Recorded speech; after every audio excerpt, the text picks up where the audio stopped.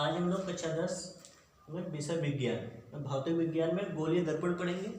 इससे पहले वीडियो में हमने प्रकाश का परावर्तन और अपवर्तन आपको पढ़ाया था। आज गोलीय दर्पण पढ़ेंगे। आखिर गोलीय दर्पण क्या होता है? ये आपको चित्र में दिखाई दे रहा है। कांच का एक खोखला गोला है। ये कांच का खोखला गोला है।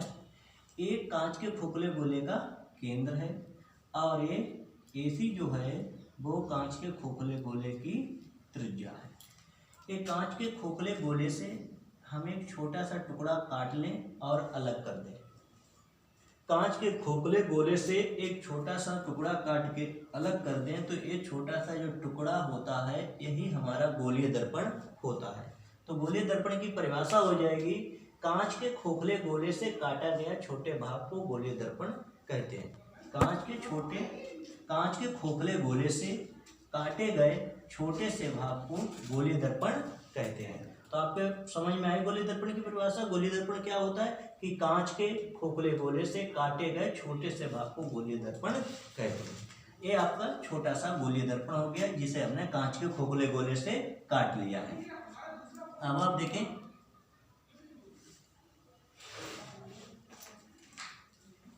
गोलीय दर्पण के प्रकार। गोलीय दर्पण के प्रकार क्या होते हैं? देखिए, ये हमारा गोलीय दर्पण है। ये सब हमारे छोटे छोटे काटे गए, इससे कांच के खोखले गोले से छोटे छोटे गोलीय दर्पण है। अगर जो हम गोलीय दर्पण का ये जो सिरा है, ये उधर ये उठा सिरा होता है, उठा हुआ सिरा, और इधर वाला सिरा को बोलते हैं दबा हुआ सिरा। इधर वाले भाग को उठा हुआ सिरा बोलते हैं। ये इसे हमने पहला मान लिया और इसे दूसरा, इससे दबा हुआ सिरा बोलते हैं। इसमें देखें, ये दबा हुआ सिरा हो जाएगा, ये उठा हुआ सिरा हो जाएगा। बहुत सारे गोलीय दर्पण मैंने आपको दिखाए, ये उठा हुआ सिरा, ये दबा हुआ सिरा। अगर जो हम उठे हुए सिरे पर पॉलिश कर दें, रेड ऑक्साइड की पॉलिश कर दें, और इसके दबे हुए सिरे पर प्रकाश का परावर्तन हो, ये आपतित किरण, क्योंकि ये टक्कर के लिए जा रही है इसलिए आपतित किरण, ये टक्कर के बाद जा रही है इसलिए परावर्तित किरण होगी।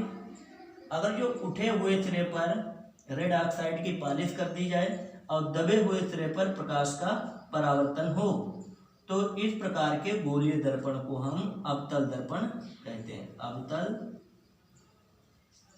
दर्पण कहते हैं। यदि हम दबे हुए सिरे पर पॉलिश कर दें रेड ऑक्साइड की और उठे हुए सिरे पर प्रकाश का परावर्तन हो, उठे हुए सिरे पर प्रकाश का परावर्तन हो और दबे हुए सिरे पर हम रेड ऑक्साइड की पॉलिश कर दें तो इस प्रकार का गोलीय दर्पण हमारा क्या बन जाएगा? उत्तल दर्पण। अवतल शब्द को हम लोग अपसारी शब्द से भी जानते हैं। उत्तल को हम लोग अभिसारी शब्द से भी जानते हैं। तो गोलीय दर्पण हमारा कितने प्रकार का हुआ? 2 प्रकार का, अवतल दर्पण और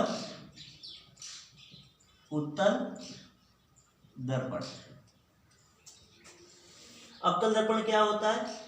अवतल दर्पण वह गोलीय दर्पण होता है जिसके उठे हुए सिरे पर रेड ऑक्साइड की पॉलिश की जाती है और दबे हुए सिरे पर प्रकाश का परावर्तन होता है, वो अवतल दर्पण होता है। उत्तल दर्पण क्या होता है? जिसके दबे हुए सिरे पर रेड ऑक्साइड की पॉलिश की जाती है और उठे हुए सिरे पर प्रकाश का परावर्तन होता है, ठीक है, उसे हम उत्तल दर्पण कहते हैं। गोलीय दर्पण क्या होता है? कांच के खोखले गोले से काटा गया छोटा सा भाग गोलीय दर्पण कहलाता है। कांच के खोखले गोले से काटा गया छोटा सा भाग गोलीय दर्पण कहलाता है। ये हमारा गोलीय दर्पण और गोलीय दर्पण का प्रकार आपको समझाया गया। अब हम आप लोगों को गोलीय दर्पण से जुड़ी हुई कुछ परिभाषाएं कराते हैं। देखिए, गोलीय दर्पण से जुड़ी हुई कुछ परिभाषाएं।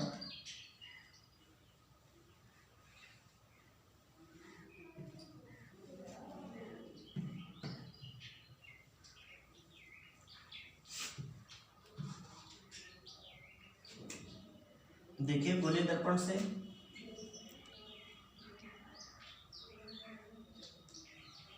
वक्रता, सबसे पहले मुख्य अक्ष,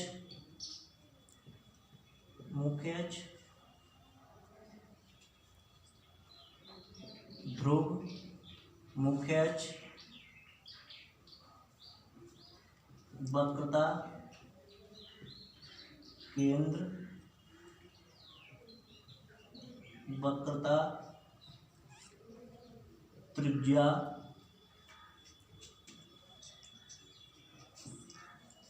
फोकस, दूरी, एक गोलीय दर्पण से संबंधित कुछ परिभाषाएं हम आप लोगों को सिखाते हैं। जैसे ये गोलीय दर्पण है हमारा M1 और M2, ये गोलीय दर्पण है। गोलीय दर्पण का मध्य बिंदु, बीचों बीच में, जो बीचों बीच में बिंदु होगा उसे हम ध्रुव बोलते हैं। क्या बोलते हैं? उसे हम लोग ध्रुव बोलते हैं। गोलीय दर्पण के मध्य बिंदु को ध्रुव कहा जाता है। तो ध्रुव की डेफिनेशन क्या होगी? गोलीय दर्पण का जो मध्य बिंदु होगा, बीचों बीच वाला जो बिंदु होगा, वो हमारा ध्रुव होगा। ठीक है। अब आया है मुख्य। ध्रुव तथा मुख्य फोकस से होकर जाने वाली सीधी सरल रेखा को, ये अब क्या होता है? हमारा मुख्य फोकस होता है। मुख्य फोकस होता है, फोकस होता है। उसके बाद आपका क्या होता है? C आपका वक्ता केंद्र होता है, केंद्र होता है। तो हम मुख्य अक्ष की परिभाषा दे सकते हैं। ध्रुव तथा मुख्य फोकस से होकर जाने वाली सीधी सरल रेखा को हम लोग क्या कहते हैं? मुख्य अक्ष। ये हमारी मुख्य अक्ष है, जो कि ध्रुव तथा, ये भी परिभाषा दे सकते हैं, ध्रुव तथा वक्ता केंद्र से होकर जाने वाली सीधी सरल रेखा को हम मुख्य अक्ष कहते हैं। यह भी परिभाषा देते हैं, ध्रुव तथा मुख्य फोकस से होकर जाने वाली सीधी सरल रेखा को हम मुख्य अक्ष कहते हैं। तो ये परिभाषा ज्यादा सही रहेगी। ध्रुव तथा वक्ता केंद्र से होकर जाने वाली सीधी सरल रेखा को हम मुख्य अक्ष कहते हैं। देखिए ध्रुव, और ये आगे भी जा सकती है, आगे भी बढ़ा सकते हैं हम इसे। तो ध्रुव और वक्ता केंद्र से होकर जाने वाली सीधी सरल रेखा को हम मुख्य अक्ष कहते हैं। ध्रुव क्या कहते हैं? गोलीय दर्पण के मध्य बिंदु, बीचों बीच के बिंदु को हम ध्रुव कहते हैं। वक्ता केंद्र, गोलीय दर्पण हमने कहाँ से काटा था? कांच के खोखले गोले से काटा था। उस गोले का देखिए चित्र में, आपका गोले का केंद्र था। गोलीय दर्पण जिस कांच के खोखले गोले से काटा जाता है, उस गोले के केंद्र को हम वक्ता केंद्र कहते हैं। इसे क्या कह सकते हैं? वक्रता केंद्र। फिर से समझ लें, गोलीय दर्पण जिस कांच के खोखले गोले से काटा जाता है, उसी गोले के केंद्र को हम वक्ता केंद्र कहते हैं। उसके बाद वक्ता केंद्र की परिभाषा आप समझ गए। उसके बाद देखें वक्ता त्रिज्या। गोलीय दर्पण जिस कांच के खोखले गोले से काटा जाता है, उसी गोले की त्रिज्या को हम लोग, ये त्रिज्या जो है इसे हम वक्ता त्रिज्या भी कह सकते हैं। वक्ता त्रिज्या। गोलीय दर्पण जिस कांच के खोखले गोले से काटा जाता है, उस गोले की त्रिज्या को वक्ता त्रिज्या भी कहते हैं। या ये कह सकते हैं कि ध्रुव से वक्ता केंद्र तक की दूरी को वक्ता त्रिज्या कहते हैं। ध्रुव से, ये वक्ता केंद्र है, ध्रुव से वक्ता केंद्र तक की दूरी को, ये CP क्या है? CP वक्ता त्रिज्या है। ध्रुव से वक्ता केंद्र तक की दूरी को वक्ता त्रिज्या कहते हैं, R। ठीक है। फोकस दूरी क्या है? ध्रुव से मुख्य फोकस तक की दूरी को फोकस दूरी कहते हैं। इसे स्मॉल f से व्यक्त करते हैं। ध्रुव से मुख्य फोकस तक की दूरी को फोकस दूरी कहते हैं।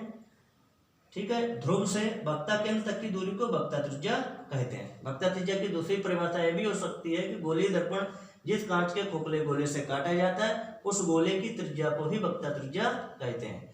अब गोलीय दर्पण जिस कांच के खोखले गोले से काटा जाता है, उस गोले के केंद्र को वक्ता केंद्र कहते हैं। ये आज हमने आपको गोलीय दर्पण के प्रकार और उससे संबंधित परिभाषाएं आपको पढ़ाई।